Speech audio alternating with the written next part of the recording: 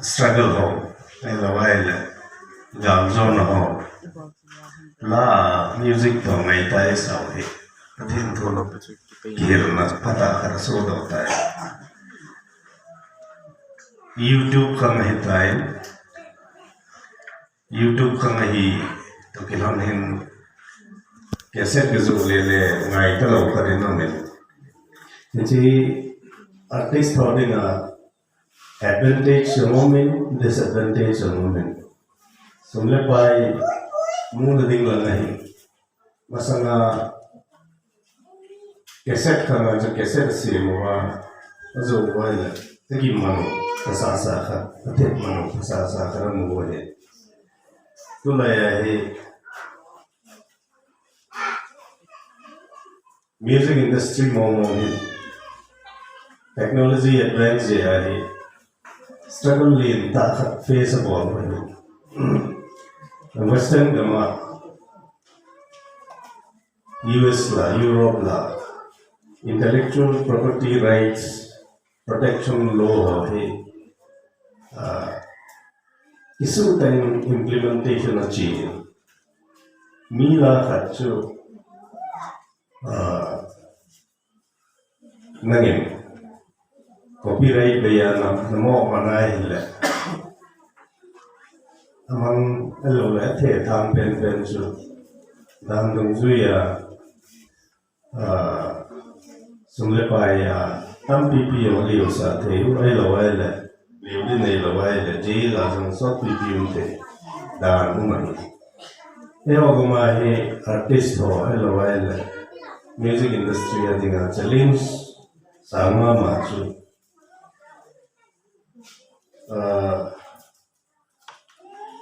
sumle pai chule thale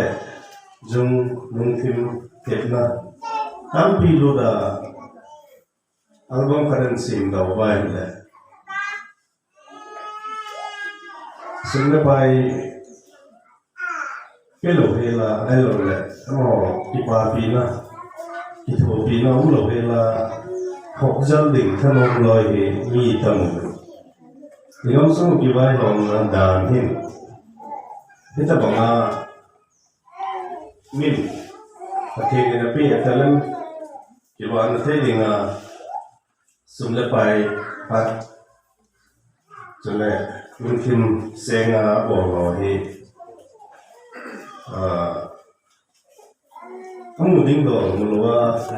sai lawai la na thet la ho then big pin ale kiba na thaya dinga dan sintuk ding il ho he ngam sumu bai ho ho mui pi phai na nei ji maban ye pai mo mama dio ka chun ke le den chule na sa thi mi tamu ni ngam sumu bai ma go bang team lang tanong lang tamu music team lang tamu be je chun gospel album release nahi hai khat munni ka che tai kan sei jing khat chu tu min lo sei do no men izawa music industry lo la artist of in technology disadvantage hi na pa sai ta alang kada advantage ang man thai karo me ji chu music hi language barrier cultural barrier religious barrier tam hi cross bolte athen pu sat phung na dinga long music hi man cha pata hi Kaya ito patinin tala na pi igam sunuwa kung agol lang ho kung makisay nung chu o chu ipipawan na o ngayon sa natip wala ipipawan sa zong bel chu natip tau di rin o ngayon pa chu ipipawan kasi ang limay labahin kaya chu patinin na pi utalan o ngayon chu Ei bảo của bên mong dạy của bên con bảo mấy thầy bảo gospel la lo asim theo sim sa bên ma tha lo ai lo ai le la alui sa atha cover bol de yang le pau dang dan kol pau english mai thei pau ki ti wa lo me ngai ta na sa do wa ai ai le tu lai youtube ba lo income generate na bol theo ta na viewership ta ma sponsorship generate bol lai le income lang mu theo ta to ma na cái gì là ngày luôn nó ghé đi cái gì, rồi cho music cái gì khác, à bảo cái thiên hi ông vậy, mi la khát vọng cho, cái gì là ít ai, cái thiên thấy thấu hiện mà, chỉ bảo hi technology, YouTube, đó là reset, interconnected hi là bảo hi, nó học phát triển nó tiếng à, cho nên nó trở nên groom ball nó tiếng à cho, cái gì là ngày avenue so many too. Kasi ito, moment sila artist holo si ikaw na bono. Kasi ito biya mitile ho population mo hi kutitam lo hi. Ade a paukat to hi itam dese lo hi. At sinaka aju inchen lo chen la rong ibiti dah matam zohi kira sambalai. Jadi artis so encourage nanti nga min la kadan sim do le album kadan sim do so ibet no mai le adi ta athil je ding da na so sumle pai la ram khat be ama ko ma lut thei ding a ko vet ngai ipa cha na le ngai nom na le vet nom na so man thang khat be pe a je a mo in chen lom sim na hi ong le ban ma na ta le no so de lop thei na diu khat so encourage ki bol to ngai hi ai chen ni ngai in chen lo chen ha sat to mi simai hom to chole mi thep na za pi lawa sumle pai lew lo hela any better phasa hop za ding thang mi za ram ka rum ke de na phone khoi thei computer khoi thei mi album khat free awa lam para the thanga cha chu like si za ram ka rum wala ki pa mama ngol han ka pang ma chu ko ya ram ka rum ke de ni ti ta bang la chu tenung se da yo de mai intellectual property rights lang ng nasata government na boy piding nan se mo no boy piding long ta ade boy pinaw ite na chika acho ke til ko mo cho na talen no he nei se kum pizza theding pau chom chom man cha be music to the universal sa hin apa cho pau kan da no na ngai ta ai lo ga de mo orang dengan mesin orang approach no bolo aja masalah minta nak kau hilawa sebenarnya payah orang acun macamnya lo ban mana develop thina nahi le apa yang adalah kecil itu saya kan saya tahu pilih itu jepang cun mabana hi saya kira terhenti di wahid jadi ni dia mungkin rumit dunia inform dunia jengkol mah cuma kesini nunggu ke politician ke hipun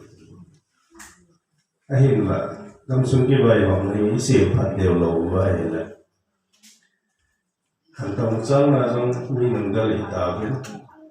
jadi kami gosok India dan Pin, aku bina ding dan lemon aku isara. Ya perlu ngancang, hello le din Pin ngomong ngancang, hello le poi Pin ngomong ang nei perlu ngancang terang aku jengge soju. Jangan kompiu, ini kong. Ingam lai selo pang tho ho dikam ki bo ben itapal ho tum ke ngam ki bo ben India dan pino ya ting hang mi hina vai kamu ku bit la ting dan le molong sai cho he Manipurin pi suna khat chabe no khat le cha din pi lo je ma khat chabe no ting hang mi na wa ting hang ga ki vai hom ting dan ting hang thare hom ma man tha ne ding he ja dan pi amin easy lo pi sa ki san happen lo le din pi te lo thare mo so ta lo de apoi mo dan so kapun na be se je ka to ban na la ni ka so ke ni sun le pai hình rèm lô mình tên cái tiếng nó ra đây hình rèm lô mình tên hay là phùng lệ ra ngay hình gan kí gồ ra hùng để dễ chứ politics cái chế sa cái chiều hòn mi pi hi phép thế hi mi pi khát lấy phép phạt bộ phù lệ cùng cái liền này hi thế politics là bộ bao tu chuẩn hi phép tạo thế thế mỗi nào trên tôi kỳ hậu hi vậy ngam sumo si ko mo te ka ti no ni china ni na chi te mo se dai lo le no ba ke se ke su wang su tu kien ve nga ding ai lo le chi la ya ding chi ka bo te ti ko se lo te ai en ba a ko su ke na committee se mo te a ko committee ho su ki bom ko men area committee sing this committee ho ta sun atin se lo din ne ba ma ba na to din ngam suna poi mo ki yam ise khom zo wa su to ko na i ti ha lu ti wa to ko na ge lu pa sun le pai seng sun on pa jam area dinga ta chom na to din area committee to besui khom tin Kusunga rin nila, kusunga kami dito na sweet ko ang mga ito. Yan nila pa, kapilawte ka din. Muntin-muntan na natolaw siya, ako ay din, man building ang isa, din kara kisorin tiyo sa high tower na katino. Kusunga sa mga nila, kusunga kami di patento mo ito. Na ipigitang niya mo, kusumite siya kaya ito. Lampi siemding lampi ju ichana lena ichana sa iti phat sunga chaidinga togona iphat sa ti ju akumi pin no khosung min no hechi no aboling atong ling no hon aphat sunga aki sei bonga bo no ti be tha kho no tu ni ithare ngwai so no Gujaram gaya panpadaya. Bong lo nga kingan si tabang so doi. Miti chan lo ding lo si chabaya. Cheng so malam pisim lo dinga cheng niya lo pisim talawin.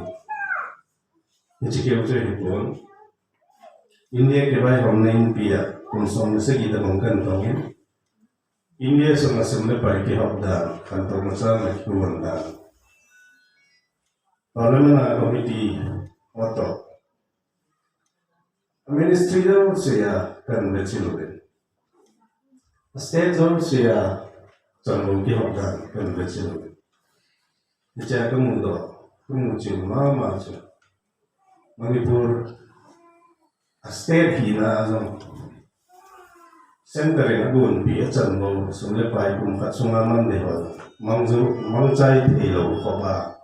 yo kibai hom na chobe ipia senderin sungun biolong ikai lu jong lo kam dia thing hanga hin thai sama he thale bi so lo tam zo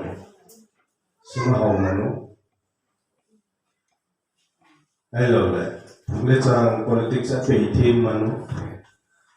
hello le kingo ye song no ye pe team manwa kai lo tam zo hi Sentara kantong macam nading ministry ida rumah ministry also ni tabang bang scheme hello ni tabang bang plan na iwang ti yang hepalo Manipur bazat ipiti kisim ham ti cha he phalo ngan sang thale ngai so lai sio ha chu igamu chan lo di yang chan lo di tingna mi te igamu hu bin na sim thu di yang lo India dan piaum sa ta ba he phalo ngan sang thale ngai so lai sio ha chu min igamu lo igam gi lo man ke di ikan to no cha lo min ki pu mo mo ding ding lo dari ka bini Aci sapa di dalam kerana nemu di sini, ukru MLA pa arteri, budget figure on polore, exact figure su kami alsi terpun, tinggal dengan crores ang aki pun na crores agak aki mangcai tisu, upizihan, kemana? Adi lawa ki mandan jo hera lunghanga e wanga ipia si hete achum them ti het lo chu athinglang emele chan pi lo atam zon thinglang adi ga ya ki go ma hisab be ki mangi ti o khol to zo lo bia wanga da jo arthar jo pa cha dum ta chu hai lo tu nia Mula na ako konseng ko mga sa ino. District India ay district zone siya ay Togon Same Committee District Planning Committee yung so kaya Manipur ating lang district sa obo ay umlo. Kasi District Planning Committee zone pat le ting lang naman Toding waso. Ato dito asumle pailu dingza ito chatsara Bazera approve की बहुत बार जिसे कोई मन डाइवर्ट थे लोग जो दुनिया ये इंडिया पुंपिया डिस्ट्रिक्ट जो से डिस्ट्रिक्ट प्लानिंग कमिटी ने या ईपीटी ले मणिपुरा थिंगलांग डिस्ट्रिक्ट सोनी ने लोग हम दिया है था हैंगाई सोन हो फिर चियम दिशा दे लोग जो ईपीटी दे लोग हम ती खोल के रहे ले तो ये मणिपुर थिंगलांग डिस्ट्रिक्ट Soni Iti department mo ya para mingkum sumkror som thuma kipen to kum som thumla ni tangkat pi beute tiwa ato ding kisai lawa suma pi uso. Iti so MLA ho hena to ding kisai lawa sumso ki pe ai le ke MLA ki hiya ke minister ki hiya ke CM to ki ho the le kan no ma ka jang the ya ti ai ki pa ke. Acha district planning committee undi dei lo. Ay wanga head lo uchi biha me te ai district planning committee um lo wa to gun le sumle pa ja kisip tha lo wa approve ki bol tha lo wa le ama hon kan nom ke the ti wa ma sa no wa he ni ti wa ju CM no ya ku no ngai minister no ya ku no ngai so ache MLA lo si CM no ya ki thol ha ha ki te lo wa minister no ya ki thol ha ha ki te lo wa ikam si lo wa mo na chu sui ti chun Kita na politics, hello, azat election pun le, ancang bekat kicopi, may thay jaga lungsit de sa topilowa drama ki bolho, hello, kosungeng sungating election kicay din kitip na azat ki bolho politics sukiya politik. Patilong sila ilolhin wala ilolhin niwa para so kusung committee to area committee to yaw koma gam sunga tam jo cheng ni tareng jang ta ta kati no me sinali ngachon je wai se intellectual property rights ki te wa ni government ne ngai coding da music industry protecting da business sum protecting da dan chi dan he pantha smith wa Yung sunod sa nila,